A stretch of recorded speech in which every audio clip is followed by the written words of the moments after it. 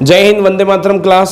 आज हम नवोदय के सेकंड अध्याय के बारे में पढ़ेंगे और उसमें देखेंगे कि किस प्रकार के सवाल वो हमसे नवोदय में पूछता है। ठीक है, हमारे अध्याय का नाम है पूर्ण संख्याओं पर।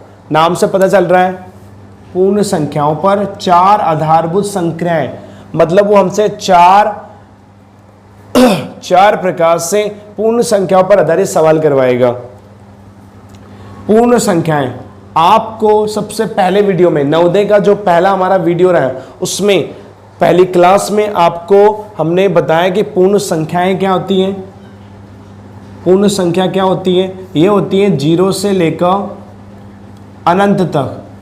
0 से लेकर अनंत तक की संख्याओं पर को हम पूर्ण संख्या होल नंबर कहते हैं।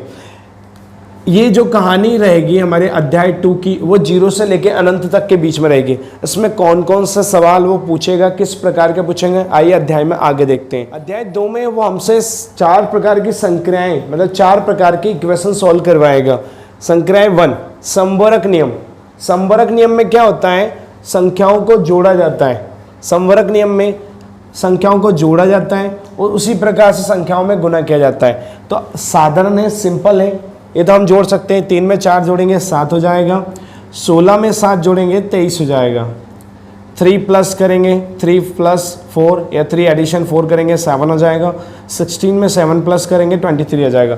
उसी प्रकार से मल्टीप्लाई करवाएगा। बहुत ही सिंपल है संवरक नियम। मल्टीप्लाई के लिए 5 3 जा 15 और 9 8 जा 72। दूसरा नियम होता है क्रम विनिमय। नाम से पता चल रहा है क्रम, सीक्वेंस। विनिमय मतलब उल्टा पुल्टा करना, मतलब उनके क्रम को अपनी जगह से बदलना। क्रम विनिमय नियम। जोड़ के लिए 3 प्लस 4, तो उनके क्रम को उल्टा करना है। 4 प्लस 3, वैसे 13 plus 17 equal to 17 plus 13। Multiply के लिए 5 इंटू 3 इक्वल टू 3 इंटू 5। तो जोड़ के लिए क्या होता है? जोड़ के बस कुछ नहीं करना है। सॉरी फॉर अभी थोड़ी सी हेल्थ प्रॉब्लम चल रहा है, तो उसके कारण भी बहुत सारी चीज़ें हो पा रही है कि time to time videos upload नहीं हो पा रहे हैं और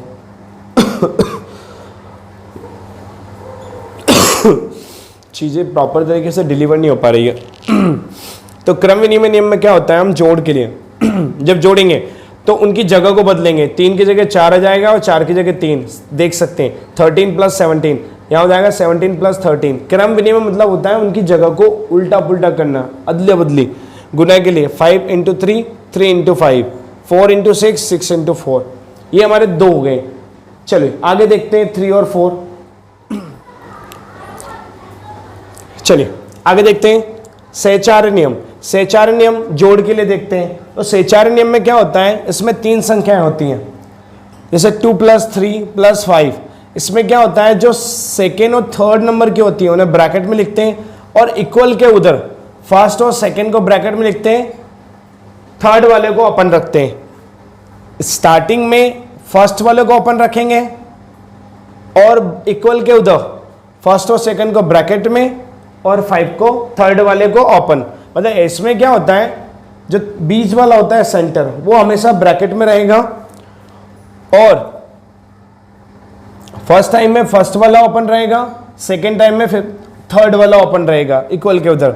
सेम इसमें भी आप देख सकते हैं। इसमें 11 जो फर्स्ट नंबर पे 11 ओपन है, बाकी 2 प्लस 7 सेकेंड नंबर और थर्ड नंबर को ब्रैकेट में रखा। ये नियम है, वो आपसे इस प्रकार का पूछेगा, ऐसे 4 ऑप्शन दे देगा। ये एक बेसिक पार्ट है, आप उसके लिए निश्चिंत रहो।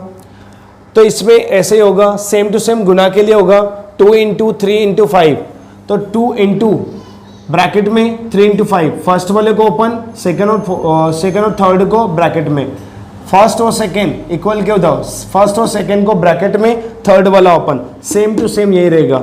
एक और होता है 4th नंबर बंटन नियम। बंटन नियम मतलब होता है बांटना। जैसे 2 इंटू 3 प्लस 5, तो ब्रैकेट के बाहर ये इंटू में, तो इस 2 का मल्टीप्लाई इन दोनों संख्याओं में होगा। तो ये हो जाएगा 2 into 3 bracket close plus 2 into 5। क्योंकि ये ब्रैकेट के बाहर है और इस 2 का मल्टीप्लाई इस ब्रैकेट के अंदर की संख्याओं के साथ होगा। सेम टू सेम इधर भी होगा 11 इंटू 7 प्लस 2 इंटू 7। तो ये हमारे 4 नियम रहेंगे। वो आपसे नियम नहीं पूछेगा, वो आपसे पूछेगा, ऑप्शन देगा, आपसे बोलेगा कि इन सवालों में कौन से इक्वेशन, कौन सा नियम लागू होगा। तो इस प्रकार के सवाल वो रहेंगे। आइए इसके बाद आगे देखते हैं। आइए अगला टॉपिक देखते हैं। उसी अध्याय में एक और पूछा गया है कि शून्य के गुण, कि शून्य के गुण क्या होते हैं। तो हम सब जानते हैं कि अगर किसी भी संख्या में हम शून्य जोड़ते हैं, शून्य को ऐड करते हैं, तो उसकी वैल्यू में कोई परिवर्तन नहीं होता है। मान लो हम 10 में हम 0 ऐड करते हैं तो इसका आंसर 10 ही आएगा। हम 8 में 0 ऐड करेंगे तो 8 ही आएगा। 100 में 0 ऐड करेंगे 100 ही आएगा। मतलब किसी भी संख्या में 0 को जोड़ने पर, 0 को ऐड करने पर उसकी वैल्यू में कोई परिवर्तन नहीं आएगा। दूसरा, किसी भी संख्या में 0 माइनस करने पर, मान लो हम 5 में से 0 माइनस करते हैं तो इसका आंसर 5 ही रहेगा। 15 में से 0 माइनस करेंगे आंसर 15 ही आएगा। 50 में से माइनस करेंगे 50 ही आएगा। मतलब आप 0 को जोड़ने पर, किसी भी संख्या में 0 को जोड़ने पर या 0 को हटाने पर उसकी वैल्यू में कोई परिवर्तन नहीं आएगा। चलिए अगला देखते हैं।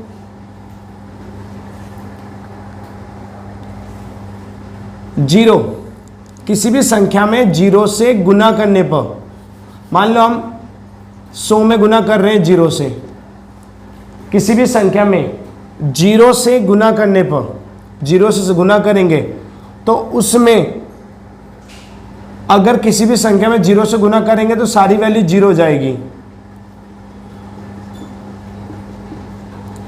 अगर आप 0 से किसी भी संख्या में गुना करेंगे तो समस्त वैल्यू क्या हो जाएगी? 0 हो जाएगी। मान लो ये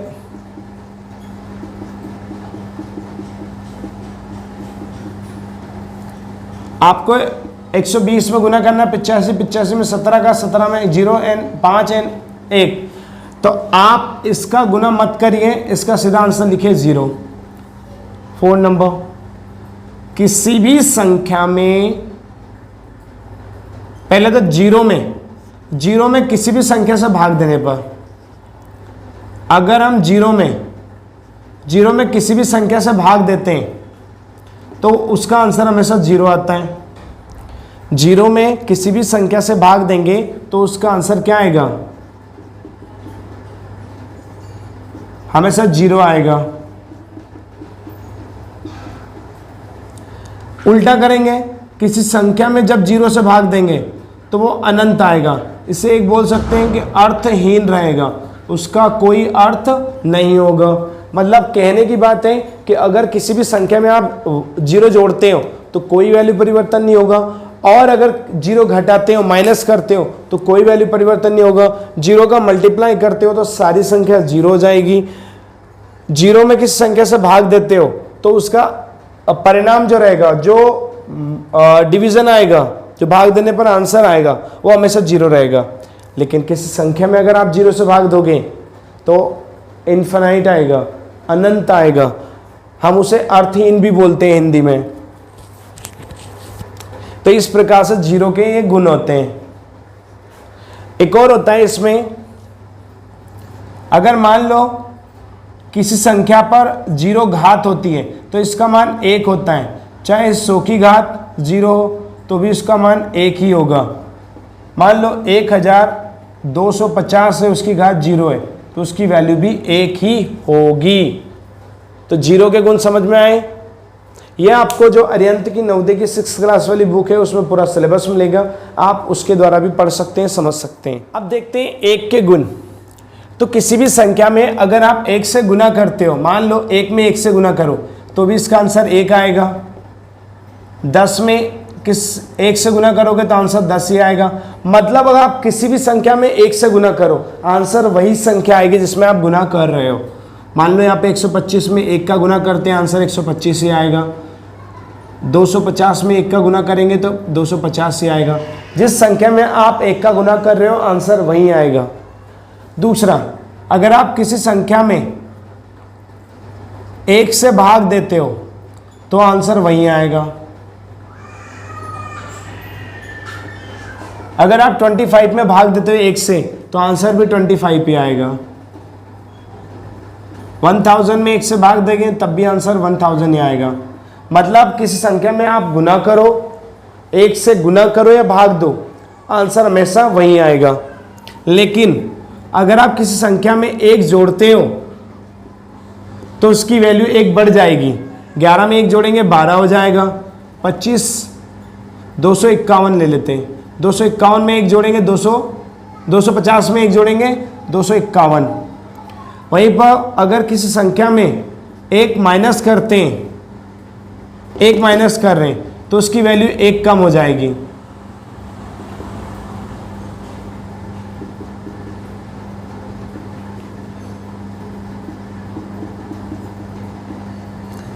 ये 0 के गुण है, तो किसी संख्या में 1 से गुना करते हैं तो आंसर वही संख्या आती है जिसमें आप गुना करते हो। हमने 1 में 1 का गुना किया 1 आया, 10 में 1 का गुना किया 10 आया, 125 में 1 का गुना किया 125 आया, 250 में 1 का गुना 250। तो किसी भी संख्या में आप 1 से गुना करते हो तो वही संख्या आती है। अगर आप किसी भी संख्या में 1 से भाग देते हो तो भी वही आंसर आएगा, वही संख्या आएगी।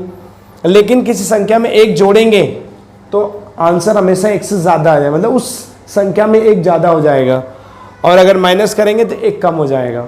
ठीक है, चलो आगे देखते हैं सवालों को। आइए अब देखते हैं कि विभाज्यता की जांच कैसे की जाती है, कि कोई भी संख्या 2 से विभाजित होगी कि नहीं वो कैसे पता लगाएं बिना विभाज्य करें, बिना उसमें भाग दिए कैसे पता करें कि उसमें 2 से भाग जाएगा कि नहीं जाएगा, उसमें 3 से भाग जाएगा कि नहीं जाएगा, उसमें 4 से भाग जाएगा कि नहीं जाएगा, वो 5 से डिवाइड होगी या नहीं होगी, 6 से, 7 से, 8 से, 9 से, 10 से, 11 से। तो आइए समझते हैं। तो कोई भी संख्या 2 से विभाज्य होगी कि नहीं होगी कैसे पता लगाएंगे। अगर किसी भी संख्या के अंत में, अगर किसी भी संख्या का इकाई अंक, इकाई अंक या अंतिम अंक 0, 2, 4, 6, 8 होगा तो वो 2 से भाग जाएगा। अगर किसी भी संख्या का इकाई अंक या अंतिम अंक 0, 2, 4, 6, 8 होगा तो उसमें 2 से भाग जाएगा, अदरवाइज नहीं जाएगा। एग्जाम्पल जैसे 10 लास्ट में 0 है, जाएगा भाग। 122 2 है, भाग जाएगा। 288 लास्ट में 8 है, भाग जाएगा। 2814 4 है अंत में, भाग जाएगा। 5886 अंत में 6 है, इकाई अंक 6, भाग जाएगा। 1280 अंतिम अंक 0 है, भाग जाएगा। इसी प्रकार से अगर किसी भी संख्या के अंत में 0, 2, 4, 6, 8 है तो उसमें 2 से भाग जाएगा, और अगर नहीं है तो 2 से भाग नहीं जाएगा। अगर यहीं पे हम लिख देते हैं 1 और, तो इकाई अंक इसका 1 हो जाता है, तो इसमें 2 से भाग नहीं जाएगा। अब बात करते हैं 3 से विभाज्य, कि 3 से विभाज्य होने वाली संख्या कौन सी है। तो अगर संख्या के सभी अंकों का योग, सभी अंकों, जितने भी अंक उस संख्या में लिए जाएंगे उन सभी अंकों का योग 3 के टेबल में आता है। अब 3 के टेबल में क्या आता है? 3, 6, 9, 12, 15, 18, 21, 24, 27, 30, 33, 36। तो अगर उस संख्या के सभी अंकों का योग, मान लो 5, 8, 1 और 1, एक संख्या 1, 2, 3, 4, 5, 5, 4, 3, 2, 1, 3, 2, 1, 1, 3, 2, 9, 8, 1, 0 etc। हम क्या करेंगे, ये हमें एक संख्या दी हुई है, ये हमें कुछ संख्या दी हुई है, इसके अंकों को जोड़ेंगे। 5 में 8 जोड़ा, 5, 8, 13, 13 में 1, 14, 15, 15 आता है 3 टेबल में, मतलब ये संख्या 3 से डिवाइड हो जाएगी। 1, 2, 3 1 और 2 जोड़ेंगे 3, 3 और 3 6, 6 में 4 जोड़ेंगे 10, 10 में 5 जोड़ा 15, 15 आता है 3 टेबल में, इसमें भाग जाएगा। 5 9, 9 3 12, 12 और 3 15, इसमें भाग जाएगा। 3 2 5, 5 और 1 6, इसमें भाग जाएगा। 1 2 3, ये 6 हो जाएगा, इसमें भाग जाएगा। ये 18 हो जाएगा। 9 8 17 और 1 18, इसमें भाग जाएगा। तो जिस भी संख्या, मतलब जिस भी संख्या के सभी अंकों का योग 3 के टेबल में होगा उसमें 3 से भाग जाएगा। 4 से विभाज्य होने वाली संख्या देखते हैं। तो अगर किसी भी संख्या के अंतिम दो अंक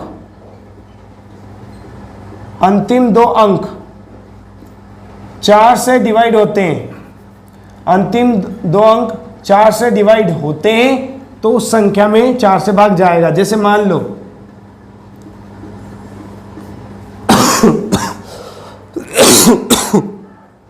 सॉरी, हम ये एक संख्या है, इसके 2 अंतिम अंकों में भाग देके देखेंगे।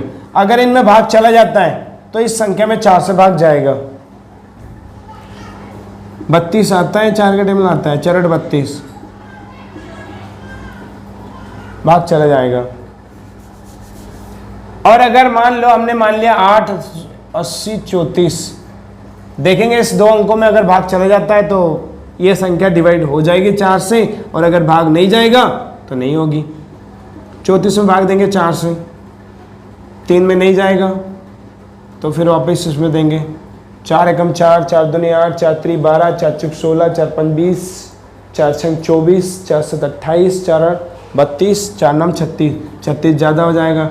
4 8 32, 34 में 32 गया, 2 बचेगा, पर ये आंसर नहीं है क्योंकि इसमें 2 नहीं बचना चाहिए। 5 से अगर किसी भी संख्या का अंतिम अंक 0 या 5 होगा तो उसमें 5 से भाग जाएगा। जैसे 50 हो सकता है, 55 हो सकता है, 120 हो सकता है, 145 हो सकता है। अंतिम अंक अगर 0 और 5 है तो उस संख्या में 5 से भाग जाएगा। 6 से भाग, अगर किसी भी संख्या में 2 व 3 दोनों अंकों से भाग चला जाता है तो उसमें 6 से भाग चला जाएगा। 7 अभी हम बाद में समझाएंगे क्योंकि उसको समझाने में समय लगेगा और वीडियो को ज़्यादा बड़ा नहीं करेंगे, इसको बेसिक से कंप्लीट करेंगे, फिर जो एग्जांपल्स रहेंगे हम उसको एक नेक्स्ट वीडियो में कंप्लीट करेंगे। 8 से विभाज्य किसी संख्या में 8 से कोई संख्या डिवाइड होगी या नहीं होगी कैसे पता करेंगे? तो हम किसी भी संख्या के अंतिम 3 अंक जैसे मान लो अगर इस संख्या के ये 3 अंतिम अंक में भाग चला जाता है तो संख्या में भाग जाएगा, और नहीं जाता है तो नहीं जाएगा। इसमें नहीं जाएगा, 12 में कभी भाग जाएगा नहीं, चला जाएगा, 4 बच जाएगा, शेष नहीं बचना चाहिए। पर अगर यहीं पर मान लो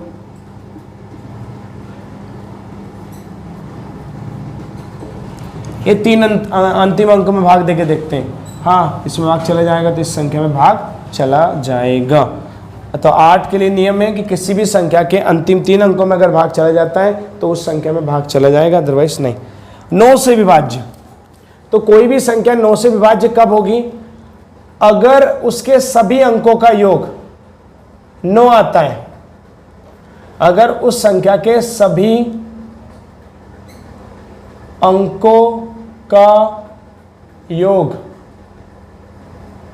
या तो 9 आता है या 9 के टेबल में आता है,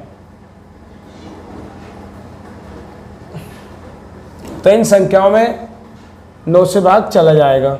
10 से अगर संख्या के अंत में 0 है तो उसमें 10 से भाग चला जाएगा।